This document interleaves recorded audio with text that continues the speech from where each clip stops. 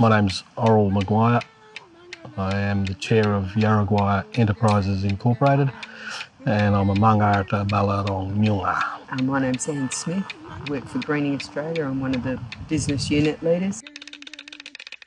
Through the work that I was doing, and a lot of the advice that we were giving the Avon Catchment Council was around engaging, consulting, Nyunga people, because I'd had my own journey of, reconnecting to country and coming home.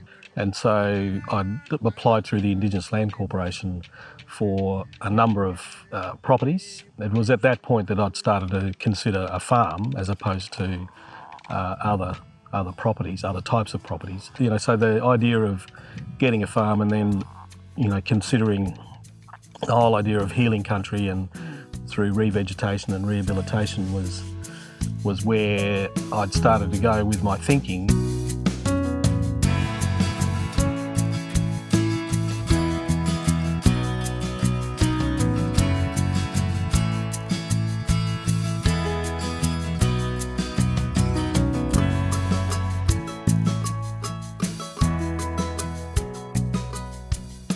Hi, I'm David Collins. I've worked for Greening Australia for the last 8 years. One of our main projects has been at Marlak, Niran, at Yaraguia at Beverley, Western Australia.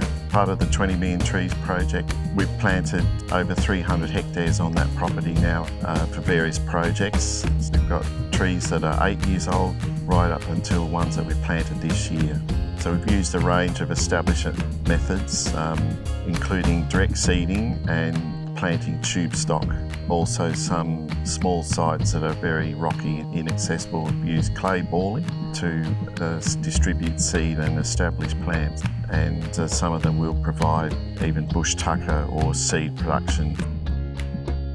You just don't realise how significant removing sheep from one specific area, how big an impact it has on the land itself.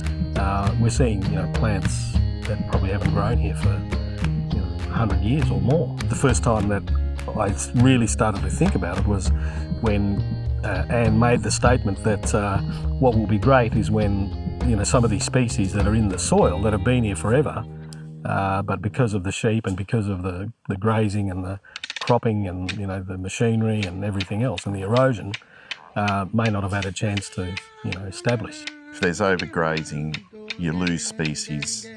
And so you're reducing your biodiversity and you're just drifting back to the situation is a lot of these sites that we're working on now, some of them have only got one native species left, which is often the Eucalyptus loxifleba. This patch of powder bark wandoo where the campsite is and where we are right now, even underneath the trees where there's now lots of leaf litter and bark and material sort of collecting, it was bare, and now you look around and you can walk down in the gullies and the leaf litter is building up, and you can see the passageway through it where echidnas have been feeding.